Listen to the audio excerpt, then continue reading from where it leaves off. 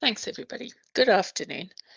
It's really super to see you tuning in, picking up after the exciting time we had with our visitor from Maastricht, talking about design-based research and questions that you could ask in relation to your teaching or what's happening around you in teaching, and ways of looking at that systematically, ways of adjudicating that, and then ways of redesigning.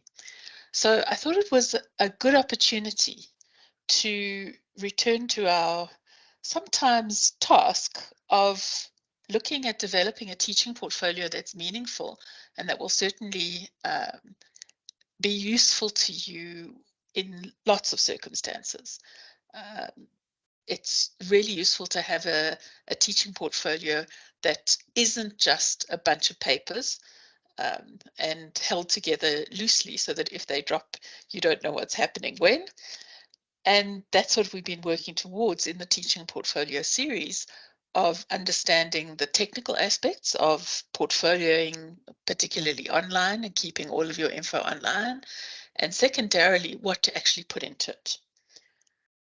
So this afternoon, I wanted to focus on what a lot of people think is the hardest part of developing a teaching portfolio, and that is stating your teaching philosophy. So I cannot tell you how many times people ask me, is there not a template we can use for this teaching portfolio? And just show me what you want, and then I'll just go away and tweak it to what I mean. I don't know if I see there are others who do work with candidates and staff members. So I don't know if that's a common feeling and why it is that people would feel that they need a template to talk about a teaching philosophy. Anybody going to join in the conversation there?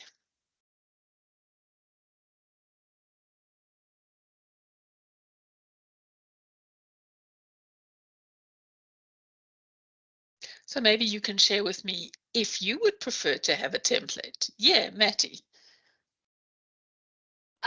Yeah, just to say that I think that people are daunted by the concept of philosophy. And because we are clinicians foremost, most of us, in any case, when we start teaching, we don't necessarily know enough about education itself to be able to formulate a meaningful teaching philosophy. And because of its prominence, then a template is helpful for someone who's never done something before. So I think that that's a very cogent answer why somebody would want a template, um, and and and why it would be helpful for them in the beginning, particularly in getting over the idea of teaching as a philosophy, as an actual entity. Let me just have a look at somebody else has their hand up. Yeah, Ekene. Wanna? Yeah, thanks so much, Shira. So I think one of the reasons that most people would want some sort of templates, or especially if it's being used for like promotion, for example, starting a promotion. So we probably don't know exactly what the committee or whoever is actually looking out for. So I guess the format would probably help in that sense when we don't really know what the committee or whatever is looking out for. So we're trying to see if there's some sort of direction in that sense. Yes. So I hear what you're saying. It's pretty much the same common thread as what Mattie's saying, is that people don't have confidence in stating a philosophy and they want to know what's involved, how it will be judged when they write something down. And that's basically what this series is largely about, is helping people to define the goalposts of what's meaningful when you write a teaching philosophy. So I'm going to ask, now that everybody's here and warmed up slightly, I'm going to ask Christine to move us into slightly smaller groups. We have a few breakaway rooms set up. And in the groups, you're going to engage with the question of how you think people learn. So that's your question. How do people learn? and she's put a series of Jamboards in each room.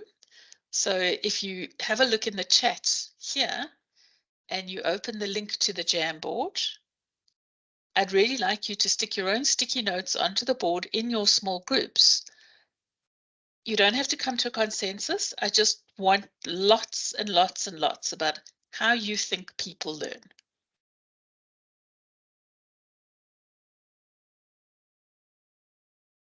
Okay. Sorry, it looks like it opened. Brilliant.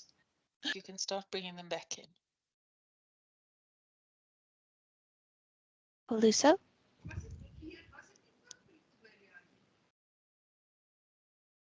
And they're coming back.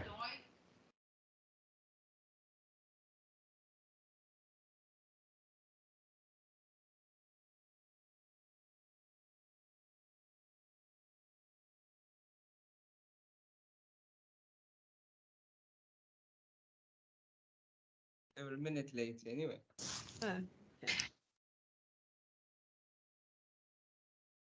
Okay, super. Welcome back, everybody. So this is the moment of truth. There's a lot of research that goes on. I think Greg will bear me out on people's online behavior. And it is interesting. We've been running this series for more than a year now, and we find two things. When you divide people into groups, there are people who drop off. And when you break up the group to come back, there are people who drop off. So it's an interesting challenge. Do you want people to cooperate in small groups at the risk of losing the lurkers? Or do you just remain inclusive and say, come and join us no matter what you're doing, no matter when you're doing it? It's an interesting idea. So I want to know just some discussion, how that was. Did you have agreement? Did you have disagreement? We had some disagreements, but also a lot of agreements. And I learned something interesting about the problem I have with colors. So Oh, now yeah. I had a very nice group. Okay, that works well. Yes, Christine, thank you for sharing it with me. And maybe let's, have a look at some of the pages as you have it there. Okay, who was in group one? Who's going to lead us through this? I was very presumptuous and I just kind of took over. I introduced myself and I asked everybody to do likewise, and then we exchanged our discussion and we came to some conclusions. Everybody's got different methods, but primarily it's a process of self-determination and motivation to achieve something. Individuals learn by various techniques, some by words, some by pictures, some by media, and that influences the way they do. Peer discussion and peer review and peer influence may play a very important part, but ultimately practical experience is probably one of the most important facets of the learning process. Just a comment on your small groups. From my own personal point of view, small groups are much better because you can interact more freely. I think, in my own opinion, that our little group communicated very well and we were able to express comfortably and comment on the ideas that were expressed. Thanks. Thank you, Mervyn, and thank you for facilitating the group. Does anyone in group one want to add, or you're going to leave it stand at that?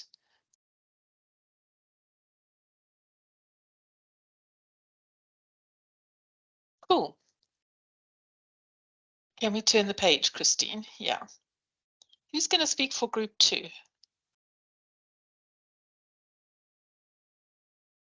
Group two obviously had people who had better eyesight than me. All your writing is small. I'm getting there.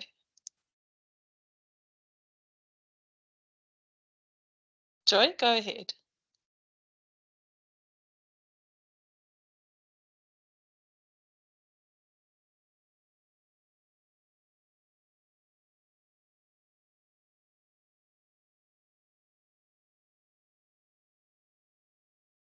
Joy, I don't know if you can unmute, but I see your hands Oh, up and I'm happy to listen to you.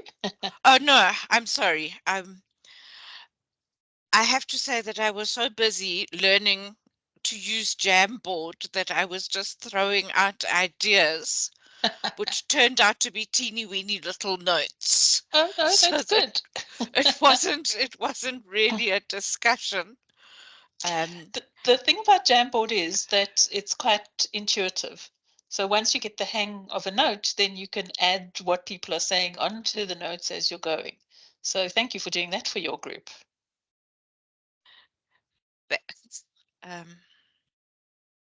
Okay, so there's lots of reflection, notes, summaries. Christine, let's do the next two as we go.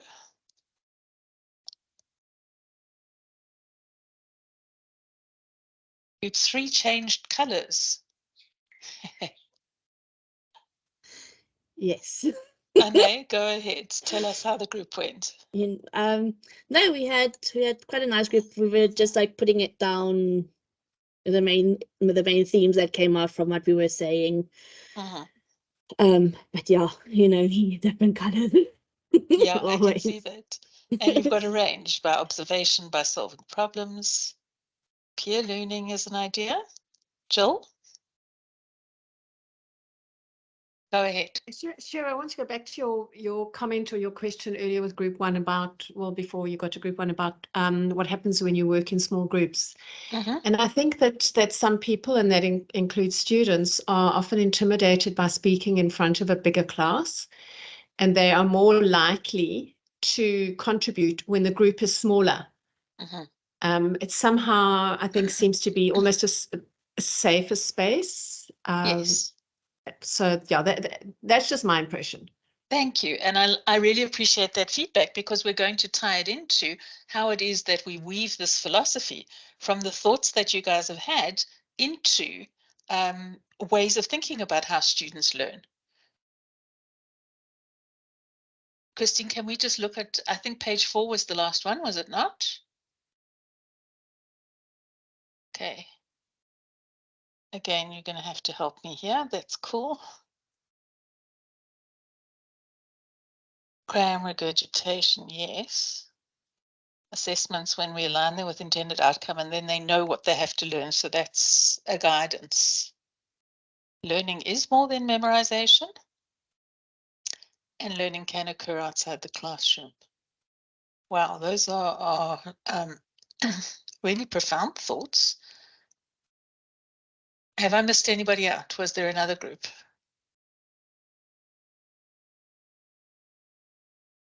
No, it was the last one. Okay, brilliant. So I'm then going to take us, if you let me share my screen.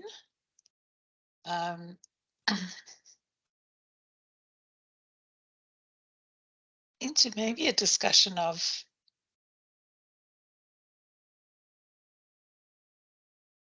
what it was we were seeing there. So the question that we asked was, how do we learn? And the answers you were giving me were very varied. A whole discussion about memorization versus socialization. And I think the first thing we have to think about is, sorry, let me get this out of your way so that you can see what I'm talking about. We have to acknowledge that students learn different things at different times. And so what we were talking about mostly on your Jamboards, I could see, was related to cognitive knowledge, as people call it, declarative, which is to know that. I know that there are so many nerves and so many bones and so many clinics, etc. And that they could put into the domain of content or cognitive-based knowledge. Then in health sciences, we do an awful lot of know-how. So know how to cannulate a vein, know how to insert a catheter, know how to take blood pressure, etc. And then the last overall domain, and I mean, you can divide domains of knowledge into many, many. And at the moment, I think we're up to 5 or 6 in terms of deciding how it is we write objectives for them. But the standard ones that we make as the major categorizations are these.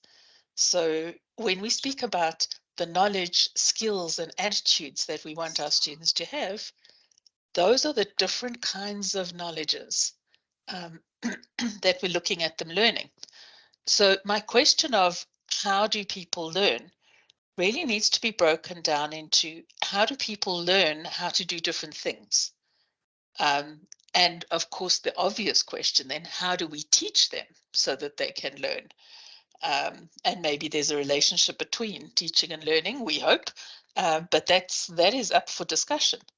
So how would we help students to develop a value or an attitude is different than how we help people to be able to do a skill, and different also from how do we know what people have in their heads, how many drugs do they know, or etc. So Christine, I can't see the board because now I'm presenting slides, but if people have put up their hands, won't you just interrupt me and let me know? Because I don't want to monologue, but I do want people to think about the different kinds of knowledge before we even decide what learning actually is. And if we need to teach all of them the same way. So when you're starting to write a philosophy, it might be an approach to say the different approaches that you take or the different ways that you would teach different types of knowledge. So there's a lot of modeling and there's a lot of mentoring that goes on in the affective domain where you want people to develop a way of being the professional you want them to be. And there's perhaps a lot of repetition in both developing a strong psychomotor skill or even in retaining information. So that's a first maybe approach of thinking about how you might want to start this philosophy. If we look at then another set of three, which is not the types of knowledges now, let's assume that all three of them can be learned in many ways. Let's look at the broad headings of philosophies that allow us to start documenting from which direction we're coming when we speak about student learning. So in our environment, we always start with the biological. And I hesitate to say neurobiological because it's so much more than neuronal firing. And learning involves so much more than just your brain, obviously. If we're talking in a humanistic sense, if children are hungry, they can't learn. And if people are exhausted, they can't learn, as well as if conditions were better, obviously. So if we look at neurobiology, one of the bases of that is neuroplasticity, developing different pathways. And a lot of what you had on the Jamboard relates to that, because there's a lot of attention and motivation, certainly, but also repetition that leads to developing a strong neuroplastic pathway, but bearing in mind that neuroplastic pathways are both positive and negative. So you can get people who develop really bad habits and they become ingrained, and that's because you've developed a plasticity in the pathway. But the real approach to how you're going to start talking about your philosophy has to branch out from the biological into two other fields that I've spent a lot of time talking about how people learn, and that is the field of psychology on the one hand and sociology on the other. Sociology speaking much more about interaction of groups, and psychology being much more inside of one person and how it is that they're interacting with the rest of the world. So the Venn diagram isn't exactly correct, because the truth is, in looking at sociological learning and at psychological learning, our assumption is that biological learning is taking place. So you could define the learning through plasticity no matter how you take any learning theory, because physiologically that's what's happening. So when you're designing a teaching philosophy, I think you should really downplay the yellow circle I mean, you can give lip service to it if you are really heavily into your biological background. But I think a lot of it depends on how you actually see the world and on how you describe how you think people are learning. So I'm going to stop here and ask, when people are talking about how they think students learn, is it uncomfortable to look at the process inside the person's own head, or even less comfortable to talk about the learning? Like Jill brought out a perfect example just now. In the small group, people are less threatened. They're more able to share their opinions. They feel, I think, that there's less punishment that happens if they make a mistake. And certainly making a mistake or discussing it with peers or friends does encourage them to seek out more information and to perhaps learn better. So on the one hand, you have that sort of sociological setup, and on the other hand, you have the straight psychologies of learning, which speak to what's happening in somebody's head. And at this point, I think when we start writing a philosophy, you have to face yourself and think, how do I think people learn? Is it about me imparting my knowledge to somebody else? And a lovely metaphor that people use is, if you are a lit candle, you can go around and light a whole lot of other candles, and it doesn't diminish from your own flame, but you have lit a lot of candles. There's also all of the other metaphors for that kind of learning, which is the banking metaphor. How much does your student retain? Or Anna Sfard uses a metaphor of pouring. She speaks about filling up your student with knowledge. So is that an approach that you think works for you?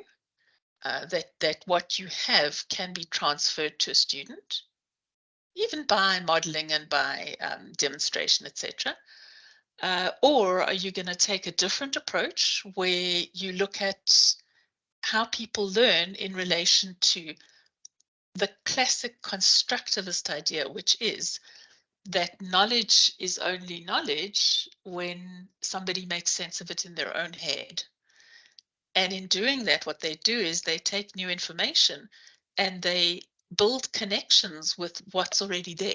So their intrinsic understanding and how what you're telling them or what you're exposing them to adds to their meaning making of what it is to know in the field that you're talking about. Okay, so that gets a bit heavy, but I'm wanting you to think that there are two specific ways that we're talking about. The one is transfer of knowledge, and the knowledge is kind of outside of ourselves, between the covers of a book maybe. And the other one is about building knowledge in your own head and making that knowledge useful.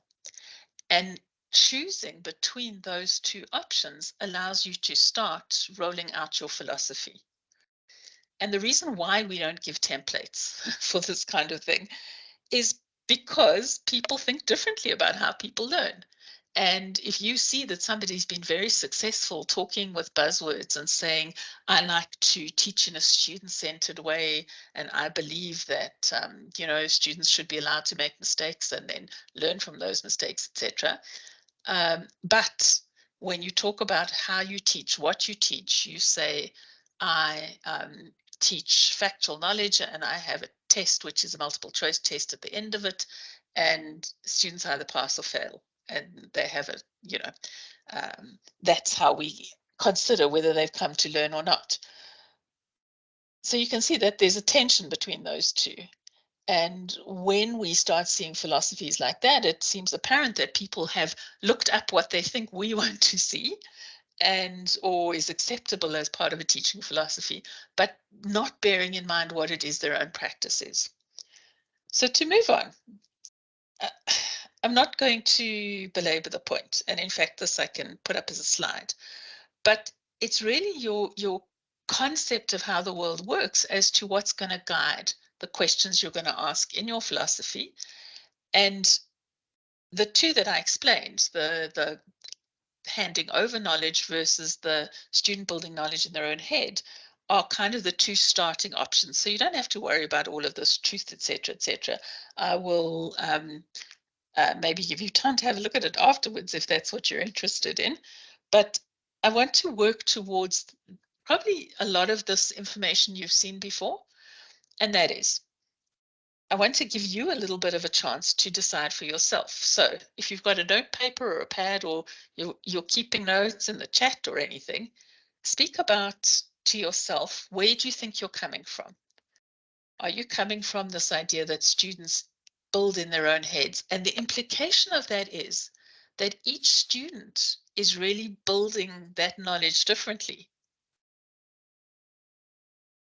And why I'm hesitating is because then I'm wanting somebody to raise their hand and jump up and down and say, if each student has built knowledge differently, how do we know what's in their head? How do we know if they know the knowledge? And if it's different for each one, we should be able to test differently for each one.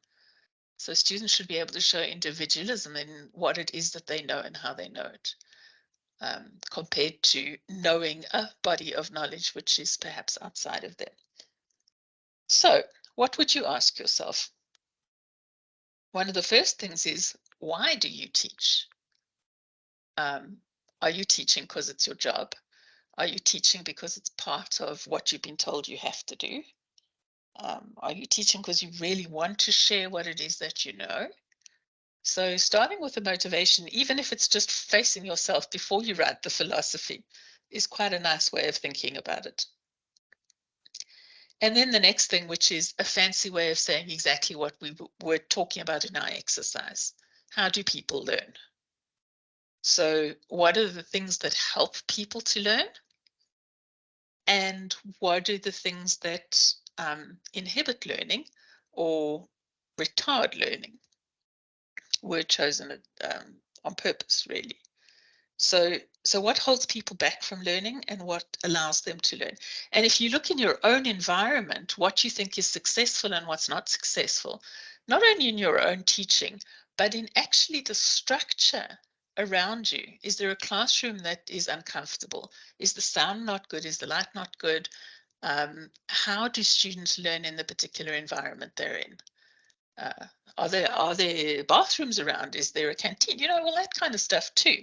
And that's, I think, an important way of situating yourself in whether you think that any of that is influencing the learning that your students do, or whether you feel that's outside of your, as they call it, ethic of care, and your responsibility is to make sure that students cover content as is written down in your syllabus. So starting point, how do we think people learn? And when you specifically teach, because now we're going to try and relate back to how we think people learn, therefore, how should I teach? So how do I expect students to come away from my teaching? And here you might look at the domains. I want them to have improved their skills, or I want them to be able to make meaning from a whole set of content that I've given them. Etc. So what outcomes do I expect? Do you expect a student-teacher relationship? So for many, many years, university was all about the faceless students in the halls in front of you, you know, classes of 300, 500, 1,000, all sitting in front of you. That's not easy to develop a one-on-one relationship with a group of students like that. So is there a student-teacher relationship, and do you work for it in a particular way? In our context, particularly also in the practical teaching, although there's a hierarchical relationship, there are consultants and then registrars and, you know, others in the ward, you do still expect there to be some kind of relationship, even if it's just a respectful relationship. And when you've taught, how do you know that you've been successful? And clearly there's much more than just marks on a test. And all of that contributes to what you are then describing as your philosophy. So instead of choosing a label and saying, I'm coming at this as a social constructivist who believes in Bandura's theories. And therefore, I think that students learn socially, but that they should take their own responsibility and, you know, a catchphrase, rather than doing that. Sit down and work on these questions. And then when you've got all of those answers, start thinking, is there a way that I can craft this to speak perhaps in generalities or not? We're not looking for education speak. As Matty pulled out right at the beginning, people feel uncomfortable in an arena where they don't know the discourse, with a big D that is. So they don't know the words and what they mean, and in what context they should be used. And so that's not what your philosophy, your statement of philosophy needs to be. You'll see some of the big prize winners. There's a really cool philosophy put up by Professor Susan van Schalkwyk, who was the very first South African professor of health professions education, full professor. And she recently won an award, an international award, and they published on the Stellenbosch website her statement of philosophy in applying for that award. And she doesn't use big words, and she doesn't talk education speak. She talks about relationships and learning and teaching in relation to learning.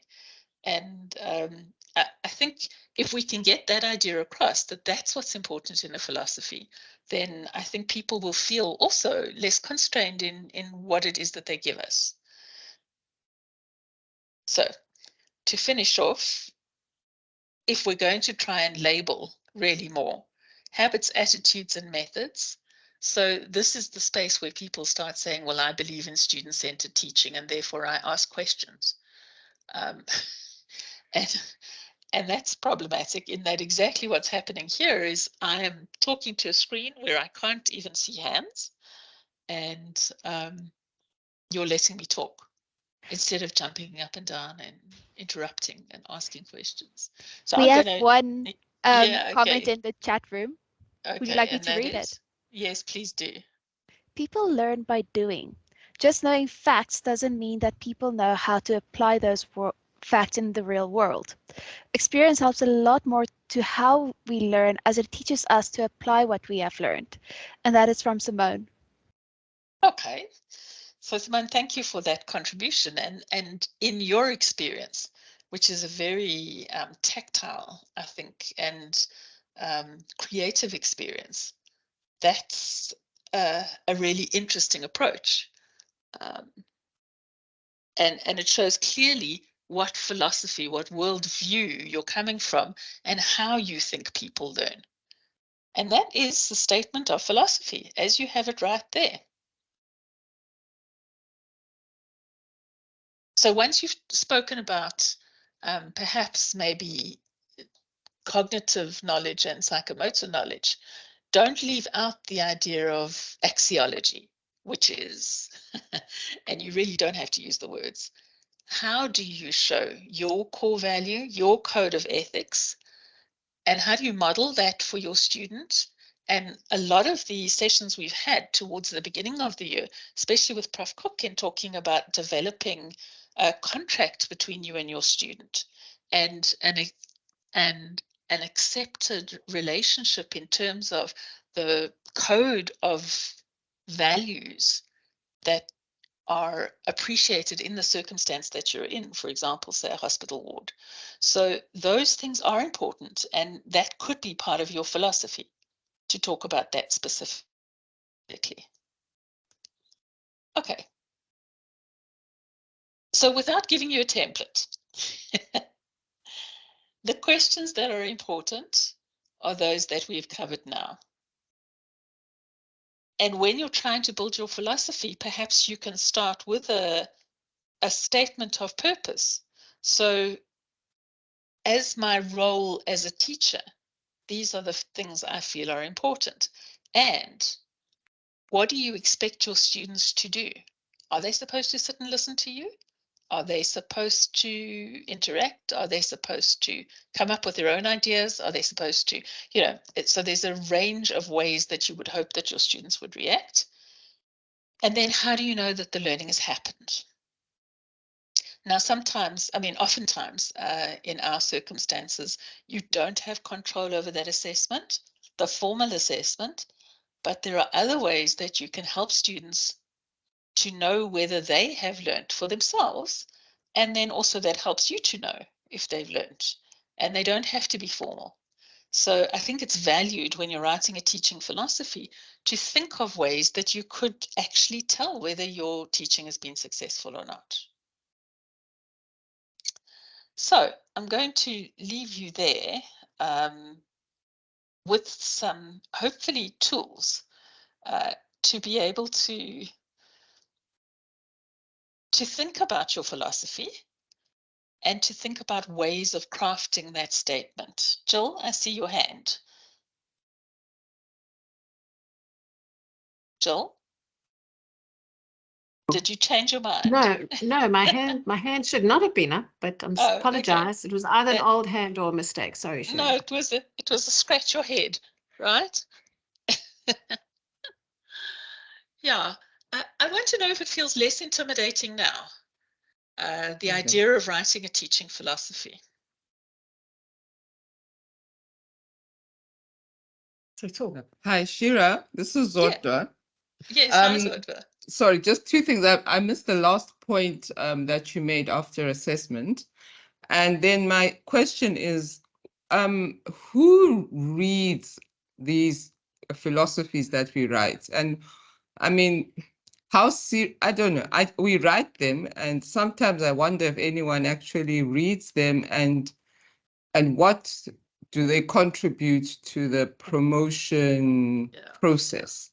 I don't know if that makes sense. It does. It makes huge sense, though, because you're writing into a vacuum, and that's problematic.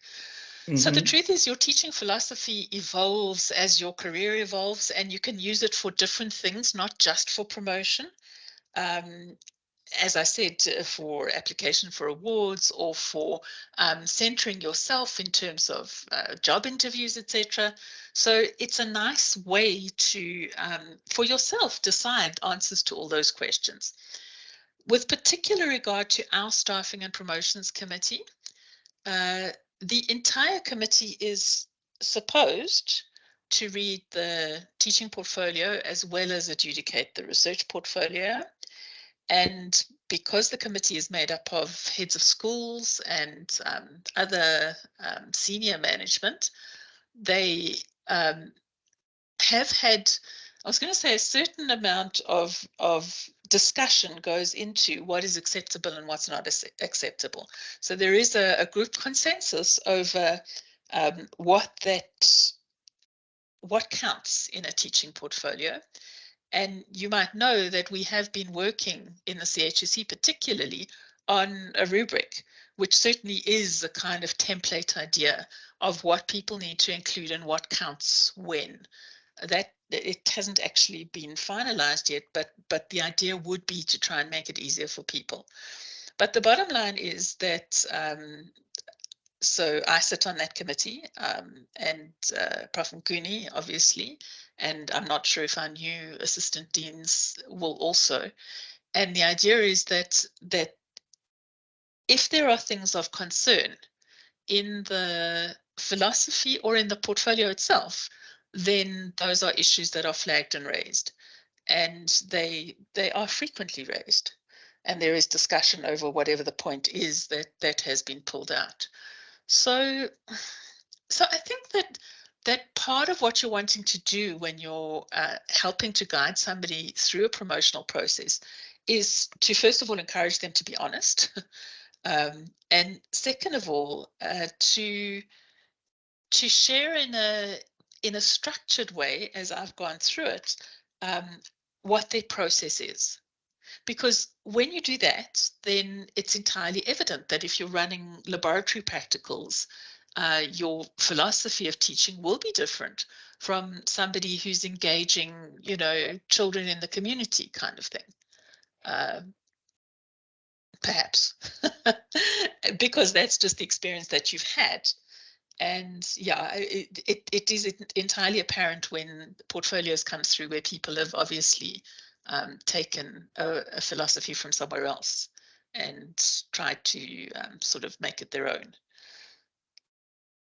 So I don't know if that answers you completely.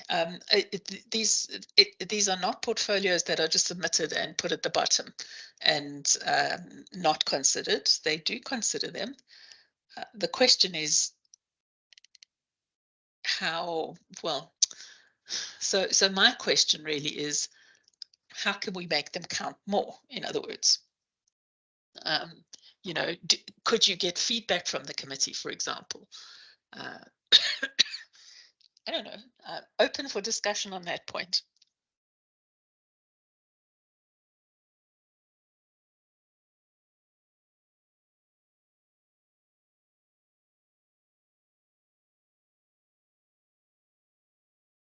People are feeling very cowed about that. And by the way, so it's not me specifically who sits on the committee. There's just the faculty development coordinator, whoever that person happens to be. So somebody involved in faculty development and somebody who would have an insight into a teaching portfolio.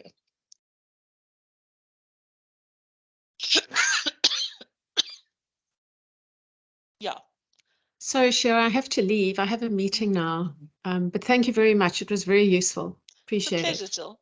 And I'd like to pick up Greg's comment in the chat that this is really something that you can work on in a group. So you can get a group of, sorry, gonna stop for a second. Yeah, the microphone cough. So yeah, so you can sit with a group of colleagues or with a mixed group of senior and junior staff and approach this as a sort of a personal team building exercise where you can discuss ideas and you can informally develop a stronger feeling about what your philosophy actually is.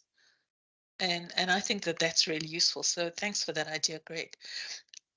I mean, obviously in the formal faculty development, you do come away with a written philosophy. So if you come to a workshop or sorry, engage, for example, in the PG tip, you would be in that sort of environment where people would give you feedback. It's hard to do it in a vacuum. So I'm happy for people to engage with some of those questions. And I'm also happy to give feedback, obviously, if people do want to write a philosophy and say, does this say what it is that I think that I do? Okay, I'm going to ask for parting comments. Craig, thank you very much. I see the very helpful in the chat. And it's something that needs, I think, active practicing. It's also something that's not completely static because your idea of how people learn does change over your career and certainly from different circumstances. So don't feel like if you've written it once, that's it for the rest of all time. It isn't. It will grow with you. And on that note, I'm going to wish everybody, yeah, Craig, before I wish everybody. Sorry, thanks. I just wanted to state that, you know, why I'm finding this quite helpful is it's good to review our philosophies because sometimes we fall into a slump and we need to review whether we're actually meeting that philosophy or not. And this is helping me reassess how I'm teaching, how I'm assessing students, and I can kind of see where maybe I need to improve or change. That's a very useful comment. Thanks so much. And Greg has echoed you in the chat that it really is a living document. And it's really interesting when you come back to such a statement after a couple of years and do exactly what Craig's saying. What does this say about me? What does it say about my practice? What does it say about my pedagogy, my assessment techniques, my involvement with the curriculum, etc.? So a nice way to kind of keep stock. A research paper for somebody, maybe the evolution, the changing teaching philosophies of growing academics.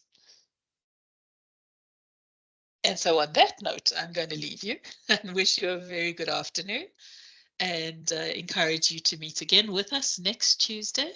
And thank Christine for her technical help in running the rooms at the beginning. The Jamboard, of course, is still available to all of you. And the slides are also, if you like, I will drop them in the chat, I guess. But I mean, they're very generic. All right. Good afternoon, everybody. Cheers. See you next time.